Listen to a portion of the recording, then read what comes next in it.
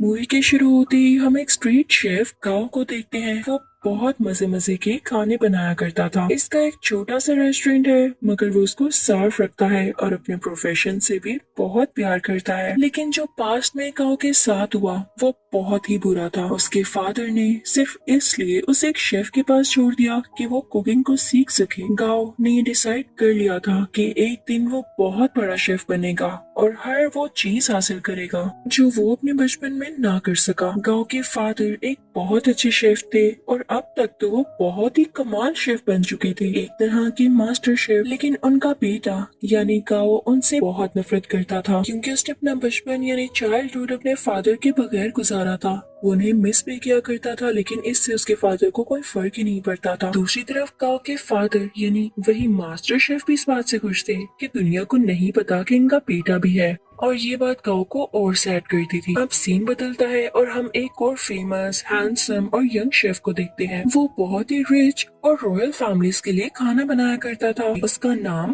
पोल होता है। पोल का ये ख्वाब था कि वो अपने फादर के लिए अपनी कंट्री में एक रेस्टोरेंट बनाएगा। इसलिए वो अब्रोड को छोड़ते हुए और सब ऑफर्स को मना करते हुए अपनी कंट्री वापस आ जाता है। वहाँ जाकर वो एक फिश सेलर के पास जाता है और कहता है कि मुझे एक बड़ी सी मछली तो दिखाओ। तो फिश सेलर देता है। अब जैसे ही गांव उसके पास बड़ी सी मछली लेने आता है तो वो आदमी उसे मछली दे देता है। ये देखकर पोल को बहुत गुस्सा आता है और वो गांव को गुस्से से देखता है, जैसे वो उससे जेलस हो कि भाई इसने उसको मछली क्यों दे दी। फिश सेलर जब इन दोनों को गुस्से में देखता है तो वो मछली के 2 टुकड़े कर देता है ताकि इनमें लड़ाई ना हो। लेकिन वो दोनों फिर भी एक दूसरे को गुस्से से घूरते रहते हैं। अब हम पोल के शानदार और बहुत ही प्यारे रेस्टोरेंट को देखते हैं जिसकी आज ओपनिंग होती है। वो बहुत नीट एंड क्लीन एडवांस तरीके से बनाया गया और बहुत ही खुला रेस्टोरेंट होता है। उसको बहुत अच्छे तरीके से डेकोरेट किया होता है। पोल ने जो नया रेस्टोरेंट खोला था वो गांव के रेस्टोरेंट के बिल्कुल सामने था, जिसे देखकर गांव के दोस्त घबरा जाते हैं, क्योंकि ये नया रेस्टोरेंट इन कस्टमर्स का सारा इंटरेस्ट अपनी तरफ करने वाला था और इन सब लोगों को इनसे छीनने वाला था। और जिस बात का डर था वही होता है। सब लोग नए रेस्टोरेंट का टेस्ट चेक करने के लिए उसमें चले जाते हैं। तो गांव के दोस्त गांव को सपोर्ट करने के लिए डिस्काउंट ऑफर की अनाउंसमेंट करते हैं,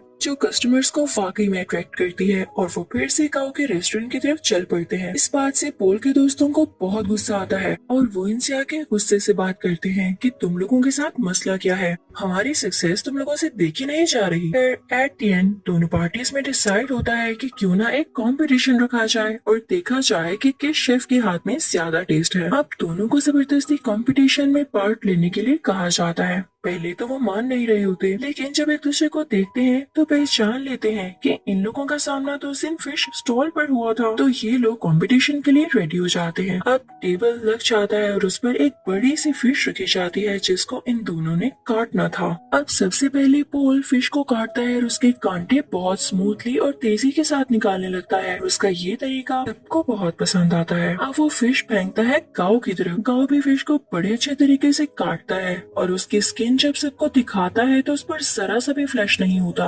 यानी उस पर जरा सा भी फिश का मीट नहीं लगा होता। तो उसको भी सब बहुत एडमायर करते हैं, यानी दोनों की बराबर तारीफ होती है। अब वहाँ एक चेयरमैन भी होते हैं जो उनसे कहते हैं कि एक इंटरनेशनल कुकिंग कंपटीशन होता है, मुझे लगता है कि तुम दोनों को उसमें पार्ट लेना चाहिए। अब दोनों को प्रूव तो करना था कि इनमें से कौन बेस्ट शेफ है। तो दोनों रेडी हो जाते हैं। अब पोल मीडिया को बताता है कि मैं फ्रांस में कुकिंग करता था और चाइना आकर मैंने फील किया कि अब भी लोग पुराने तरीकों को यूज करके कुकिंग करते हैं। और जाहिर है ये बात वो इनडायरेक्टली गांव को ही कह रहा था और इसे देख के गांव को बहुत गुस्सा आता है। अब वहाँ सबको पता चलता है कि पहले इनका अब इसमें कंपटीशन होगा। अगर ये लोग उसे जीत जाते हैं तब ये लोग फाइनल तक पहुँच सकेंगे और साथ ही साथ बहुत ही बड़े मास्टर शेफ से मिलने का भी चांस मिलेगा। और ये मास्टर शेफ कोई और नहीं बल्कि गांव के ही फादर थे। उधर गांव के रेस्टोरेंट में पोल की दोस्त आती है और गांव और उसकी दोस्त को रेस्टोरेंट आने का कहती है कि आज का खाना आप हमारी तरफ खाएं। अब वो दोनों यानी गांव और उसकी दोस्त पोल के रेस्टोरेंट तो जाते हैं, लेकिन उनको खाना पोल नहीं बल्कि पोल की वही दोस्त करती है। दिखने में वो खाना तो फ्राइड एग और एक प्लांट पोट की तरह लग रहा था, लेकिन उसका टेस्ट एकदम अलग था। तो ये देख के वो सोचता है कि वाकई पोल की कुकिंग बहुत एडवांस है। तो वो सीधा किचन में जाता है और उसको गुस्से से कहता है, पोल अपना खाना अच्छा दिखाकर क्या साबित करना चाहते हो? कि तुम बहुत अच्छे कुक हो, तो पॉल चुप रहता है और उससे मीट पकाने का कहता है कि चलो देखते हैं कौन ज्यादा अच्छा मीट पका सकता है। गाओ चैलेंज एक्सेप्ट करता है। अब गाओ बहुत ही अच्छे तरीके से वो मीट पकाता है, वो बहुत डिलीशियस लग रहा होता है।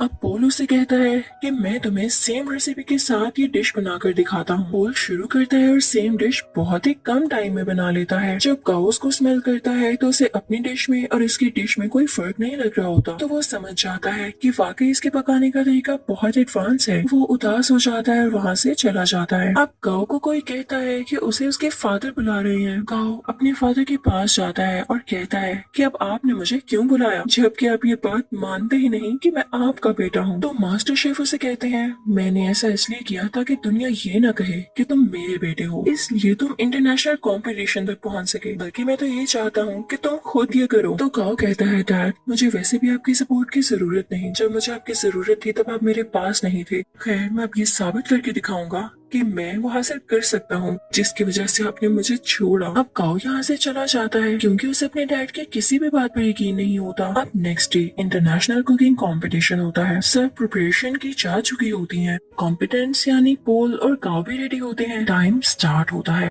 पोल की कोई स्वीट डिश होती है और गाओ की चिकन डिश। दोनों बहुत मेहनत से अपनी डिशेस तैयार करते हैं। पोल तो टाइम से पहले ही अपनी डिश तैयार कर लेता है, लेकिन उसके बाद गाओ की भी शानदार डिश रेडी हो जाती है। उसने भी टाइम पर अपना दिया गया टास्क पूरा कर लिया था। जजेस और ऑडियंस बहुत इम्प्रेस होते हैं और अब उनके डिशेस को टेस्ट किया जाता है और दोनों के सेम पॉइंट्स आते हैं क्योंकि जज को उनके खाने में इतना ज्यादा डिफरेंस नहीं लग रहा था, यानी दोनों की डिशेस बहुत मजे की थी। तभी स्टेज पर एक जज आता है और इस कंफ्यूजन को क्लियर करने के लिए कहता है कि नो डाउट दोनों की डिशेस की टेस्ट बहुत आला थे, लेकिन मुझे टाइम मैनेजमेंट पॉल की ज्यादा पसंद आई, इसलिए ये कंपटीशन पॉल ने अपने नाम कर लिया है। पॉल यहाँ पर बहुत ज्यादा खुश हो जाता है। गाओ क्योंकि कंपटीशन हार चुका होता है तो वो बहुत ज्यादा उदास होने की वजह से अपने घर भी नहीं जाता और वीडियो गेम्स खेलने के लिए चल पड़ता है। वो कई दिन तक अपना टाइम यूं ही स्पेंड करता रहता है और एक दिन उसके पास वही शेफ आते हैं जिनके पास उसने अपना बचपन गुजारा और उसी के पास गाओ के डैड उसे छोड़ कर गए थे। वो उसे समझाते हैं कि गाओ देखो, हार जीत तो इंसान की जिंदगी का हिस्सा होती है ना। अगर आज तुम नहीं जीत सके तो क्या जरूरी है कि कल भी नहीं जीत पाओगे। लेकिन गाओ घर जाने के लिए तैयार ही नहीं था। उसे बहुत समझाने के बाद कन्विंस कर लिया जाता है कि उसे घर जाना होगा और अगले कंपटीशन की तैयारी करनी होगी। अब पोल बहुत ज्यादा खुश होने की वजह से अपने रेस्टोरेंट जाता है। वो बहुत एंजॉय करता है। उसके सामने उसके दोस्त बैठे होते हैं तो बातों बातों में उसके दोस्त उससे कहते हैं पोल तुम अपनी दोस्त को चांस क्यों नहीं देते हो, वो इतने टाइम से तुम्हारे साथ है, तुम उसमें ट्रस्ट तो करो, उसे अलाउ करो कि वो इंटरनेशनली तुम्हें रिप्रेजेंट कर सके, तुम्हारे रेस्टोरेंट का नाम ऊंचा कर सके। तो पोल उससे कहता है हाँ वो मेरी अच्छी दोस्त जरूर है, इस बात से मैंने मना नहीं किया, लेकिन यार उसे खाना तक पकाना नहीं आता, वो कैसे मेरे रेस्टोरेंट को इंटरनेशनली रिप्रेजेंट कर सकती है। तो उसका दोस्त और बातें करने लगता है और उसकी बातों से ये लग रहा होता है जैसे ये उसकी दोस्त के साथ ही मिला हुआ है और इनके दिल में लालच आ रही है। तभी वहाँ पर पोल की वही दोस्त आती है और उसके सामने सूप की 2 कप्स रखते हुए कहती है पोल क्या तुम मुझे बता सकते हो कि इनमें से किस में सॉल्ट ज्यादा है। तो यहाँ पर पोल खामोश हो जाता है क्योंकि उसमें टेस्ट करने की एबिलिटी ही नहीं होती, उसके टेस्ट बर्ड्स ऐसा कर ही नहीं सकते थे और ये नेचुरली था। तो इस बात की वजह से पोल को बहुत दुख होता है कि उसकी अपनी दोस्त ने उसके बाकी दोस्तों के साथ मिलकर उसे चीट किया और धोखा दिया। तो अब उसकी दोस्त कहती है क्या हुआ पोल, तुम समझते थे कि मैं तुमसे प्यार करती हूँ। ये तुम्हारी गलत फहमी थी, आजकल ऐसा कहाँ होता है। मैंने तो तुमसे दोस्ती सिर्फ इसीलिए की थी ताकि तुम्हें यूज करके इंटरनेशनल कंपटीशन में जा सकूं। वैसे जाना तो मेरे लिए पॉसिबल नहीं था, लेकिन आज तक जो मैंने तुम्हारा राज रखा उसके बदले में तुमने मुझे क्या दिया। क्या तुम मुझे एक ऑफर नहीं कर सके। लेकिन अब नहीं, अब मैं खामोश नहीं रहूंगी क्योंकि मैं भी इस कंपटीशन में जा सकती हूँ। अब यहाँ पर एक और बड़ी बात रिवील होती है कि पोल की दोस्त पोल के ही दोस्त के साथ मिलकर पोल को चीट कर रही थी क्योंकि वो दोनों अब रिलेशनशिप में थे और पोल के अगेंस्ट ही एक साजिश यानी कॉन्स्पिरेसी चल रहे थे कि पोल के रेस्टोरेंट को बेच देंगे और उनसे जो पैसे आएंगे उनसे अपनी लाइफ स्टार्ट करेंगे। लेकिन पोल भी ऐसा होने दे नहीं सकता था। पोल बहुत उदास हो जाता है और अपने रेस्टोरेंट से बाहर आ जाता है। रात हो चुकी होती है और वो बाहर बैठकर ड्रिंक करने लगता है। तभी उसे गाओ भी देख लेता है और उसके पास आके कहता है पोल तुम उदास क्यों बैठे हो यार, तुम तो जीत चुके हो, तुम्हें खुश होना चाहिए। तो पॉल उससे कहता है हाँ जीत तो चुका हूँ पर हार भी बहुत कुछ चुका हूँ। खैर तुम छोड़ो, तुम्हें एक बात बताता हूँ। सामने ये बैनर देख रहे हो, वो इनफैक्ट काओ के फादर यानी उसी मास्टर शेफ की पिक्चर होती है। तो पॉल उसकी तरफ इशारा करके कहता है कि ये मेरे आइडियल है, मैं चाहता हूँ मैं इनकी तरह बनूं। तो काओ आगे से हल्का सा मुस्कुराता है और कहता है पॉल ये मेरे फादर हैं, तुम यही सोचते हो ना कि अच्छे इंसान है और तुम इनके जैसा बनो। तो मैं तुम्हें बताऊं, मेरे फादर दिल के बहुत बुरे हैं। काओ से अपने पास्ट की स्टोरी बताने लगता है कि उन्होंने मेरे साथ क्या क्या किया। पहले तो पॉल कहता है काओ तुम मजाक कर रहे हो यार, बस कर दो। लेकिन काओ उसे बताता है नहीं, वो मुझे बचपन में वाकई में छोड़ गए थे सिर्फ इसलिए कि मैं उनके प्रोफेशन को अपना नहीं पा रहा था। मैंने अपना सारा बचपन उनके बगैर गुजारा है। तो पॉल कहता है अच्छा उदास नहीं हो, अब हम क्या कर सकते हैं। तो काओ से कहता है बॉटल्स फेंक सकते हैं। तो वो दोनों खाली बॉटल्स उस बैनर की तरफ फेंकने लगते हैं और बहुत खुश होते हैं। यहाँ पर इन दोनों में दोस्ती हो जाती है और ये सीन बहुत ही ज्यादा क्यूट है। अब पॉल जब वहाँ से अपने रेस्टोरेंट वापस जाता है तो देखता है कि उसके दोस्त उसके रेस्टोरेंट का सौदा कर रहे होते हैं। तो पॉल उनसे कहता है ये क्या हो रहा है, तुम लोग मेरी इजाजत के बगैर ऐसा कर भी कैसे सकते हो। तो उसके दोस्त उससे कहते हैं मुझे ये बताओ इंटरनेशनल कंपटीशन में अपने साथ किसको लेकर जाओगे, क्योंकि राउंड 2 में अकेले नहीं पका सकते, आपके साथ आपका पार्टनर होना लाजमी होता है। क्या तुम अपनी दोस्त को लेकर जाओगे। तो पॉल कहता है मेरा दिमाग नहीं खराब, मैंने डिसाइड कर लिया है कि मैं किसे अपने साथ लेकर जाऊंगा जो कि वाकई डिजर्विंग है। पॉल यहाँ पर काओ का नाम लेता है। तो ये सुनकर उसके दोस्त काफी जेलस होते हैं। उनमें से एक कहता है पॉल याद रखना तुम्हारा करियर मिट्टी में मिल जाएगा। तो पॉल उसे अपने सर से हिट करता है, उन सबको वहाँ से भगा देता है। जब ये सारे लोग चले जाते हैं तो काओ का वही गार्डियन शेफ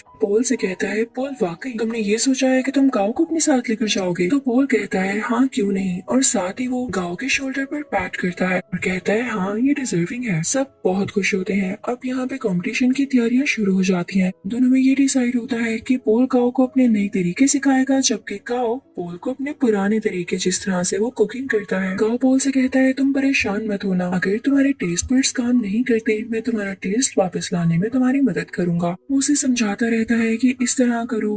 पॉल भी उसे नए नए तरीके बताता रहता है और यहाँ पर इन दोनों का काफी अच्छा टाइम स्पेंड हो जाता है। ये रोज खाना बनाने की प्रैक्टिस करते, साथ साथ डांस करते, सिंगिंग करते और बातें करते। और अब यहाँ इन दोनों की दोस्ती और भी गहरी हो चुकी थी। अब वो दिन भी आ जाता है जब इंटरनेशनल कंपटीशन का राउंड 2 होता है। ये दोनों अपनी डिश बहुत अच्छे तरीके से बनाने लगते हैं और कम ही टाइम में बहुत अच्छी स्वीट डिश तैयार कर लेते हैं जो कि जजेस को इतनी ज्यादा पसंद आती है कि वो कहते हैं हमने आज तक ऐसी डिश नहीं खाई। और ये राउंड ये दोनों विन कर लेते हैं और सही कहा जाता है कि यूनिटी इन स्ट्रेंथ। अब इसके बाद शुरू होना होता है थर्ड राउंड जो कि कुछ दिन बाद था और ये कंपटीशन इनका उसी मास्टर शेफ यानी काओ के फादर के साथ था। तो यहाँ पर पॉल काओ से कहता है मुझे लगता है कि तुम इस कंपटीशन को जीत सकते हो तो तुम चले जाना। तो काओ पॉल से कहता है तुम बहुत अच्छे शेफ हो, तुम्हें तो एडवांस तरीके भी पता है और तुम मेरे से भी ज्यादा अच्छा कर सकते हो। तो पॉल कहता है नहीं ऐसी बात नहीं, देखो मैंने अपने फादर का ड्रीम पूरा किया अपना रेस्टोरेंट बनाकर, तो तुम अपने फादर का ड्रीम पूरा करो ना। वो तुम एक बहुत अच्छा शेफ देखना चाहते थे तो तुम उनके सामने जाकर कुकिंग करो और उन्हें प्रूव कर दो कि तुम बहुत अच्छे शेफ बन सकते हो। तो काओ मान जाता है और पॉल का शुक्रिया अदा करता है। अब थर्ड और फाइनल राउंड स्टार्ट हो चुका होता है।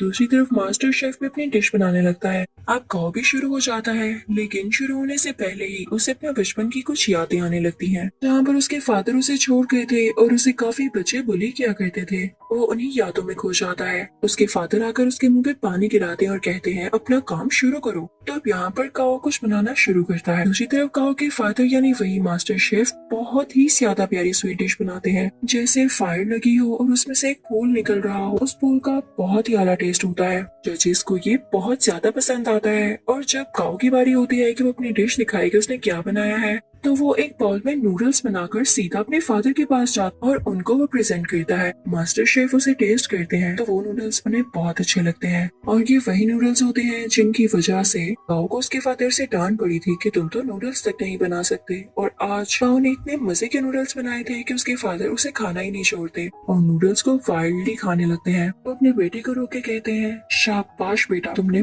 बहुत अच्छा नूडल्स बनाए। वो यहाँ पे काफी इमोशनल हो जाते हैं तो ऑडियंस को भी पता चल जाता है कि एक तो इनका सरनेम सेम है और इन लोगों का बिहेवियर देख के भी यही लग रहा है कि ये बेटा और बाप है। यहाँ पर काओ का ख्वाब भी पूरा हो चुका था और उनके फादर का भी। अब उधर हम रेस्टोरेंट में देखते हैं कि पॉल और काओ अब साथ काम करते हैं और उनकी ऑडियंस पहले से कई ज्यादा है। यानी उनके पास और भी ज्यादा कस्टमर्स आते हैं। लोग उनका खाना बहुत ज्यादा पसंद करते हैं और इनके रेस्टोरेंट में अब रौनक ही रौनक हो जाती है। इसी के साथ ये मूवी यहीं पर एंड होती है।